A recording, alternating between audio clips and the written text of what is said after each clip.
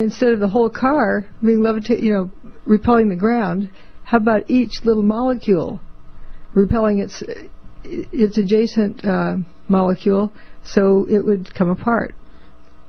I mean, it's almost kind of, one phrase that's coming to my mind about that is kind of macro levitation and micro levitation, where macro levitation would be the whole car, for example, and the micro levitation would be at the, the very much smaller molecular level.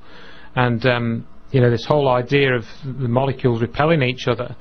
And another thing that Judy's put in this series is a link to something, an article, which we can give this a name because this has been discussed in some of the fringe science, and it's called the Casimir effect. And we believe that somebody has worked out how to switch on and off this Casimir effect, which is apparently at a certain level of molecular structure. This Casimir force ends up being a repulsive force, but there are certain things in nature which cause it not to actually end up having a repulsive effect. Various sort of magnetic fields in the atom, and the nuclear force is a strong and weak nuclear force, that sort of thing. So John has been playing around with this stuff, John Hutchison, and he's actually helped us quite a bit on this, and we're very glad of that he's actually given us some sample pictures, and in fact that I can probably mention is one of the other effects we've seen with the fires. Perhaps Judy can mention the fires that John has sent us some pictures of. There's a video that's also on this web series that has a metal boat, aluminum boat, with fires jumping all around on the ship hull. No smoke. It's It's this cold kind of fire like we see at the World Trade Center. There's a picture from the World Trade Center where you have metal on fire next to paper that's not burning, and the firefighters are just walking through it, their pant legs dragging right through it, like they're not afraid of it, as though the fire was painted into the picture. And that is very much like this video clip of the fire on the boat, the little toy boat, where the fire just runs around the boat, and it's, what's burning? Aluminum?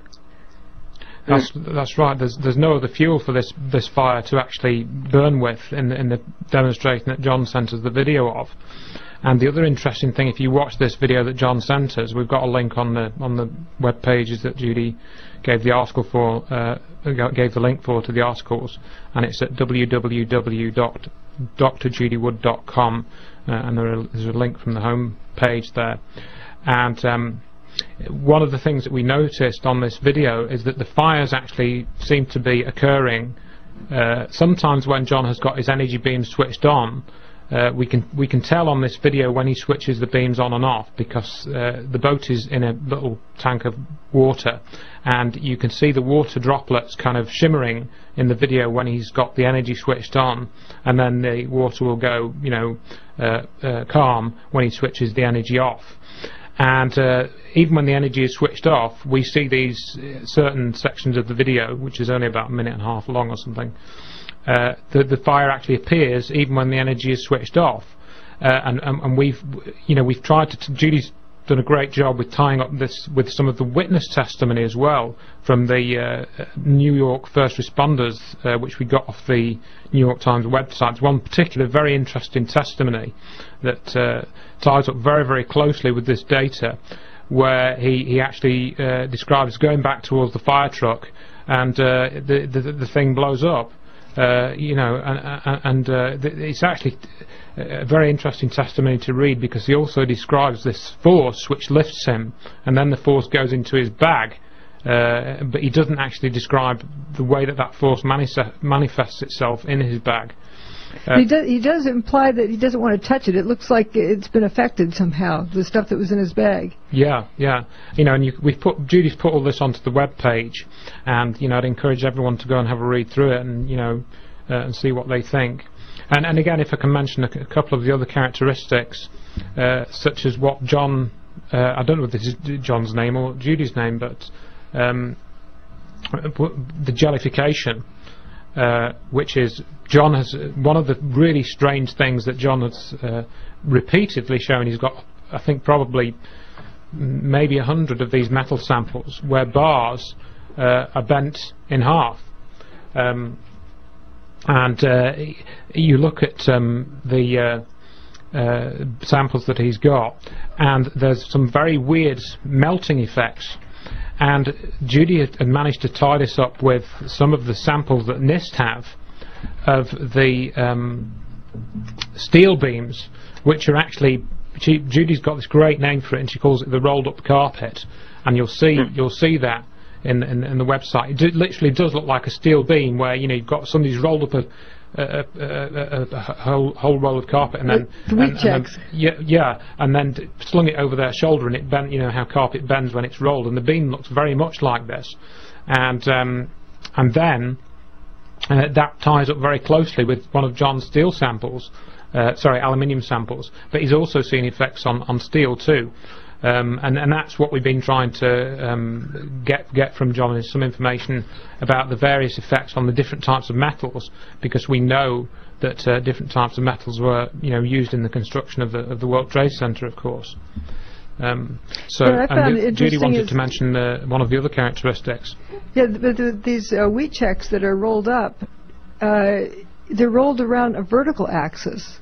If the building were collapsing, wouldn't they be bent around a horizontal axis? Yeah. And the big steel spandrels, it's rolled up, like a rolled up carpet. Another characteristic I noticed early on, I didn't know what it meant until now, was I call it the peeling effect. There were vehicles that looked like the door, through the split thickness, had peeled down. It was bizarre. It wasn't a burning, and these are not laminated metal doors. Why was it peeled to the mid-plane of the door? I saw this in several cars. Well, I also found pictures of aluminum beams on John Hutchison's site that are split through the thickness. The aluminum just sort of explodes and peels apart in this exact same way. Yeah, so, again, we're seeing a lot of these common... You're saying this is coming from energy? Yes, yeah. Explain that to our listeners. Well, what kind of energy would produce these things? Well, John, the best person to ask would be John Hutchison, and I have to confess that I haven't studied the circuit diagrams for the equipment that he uses. But having said that, that information is available on his website, or some of it is.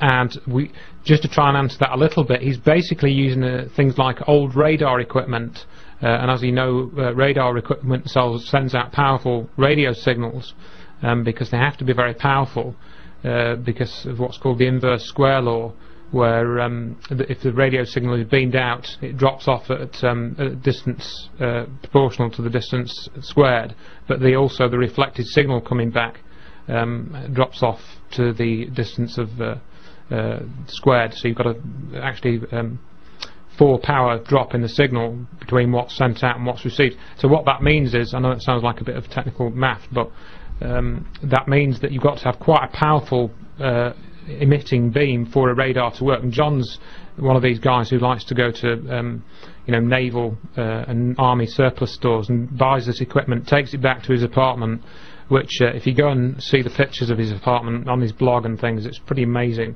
It's like it's like NASA compressed into a sort of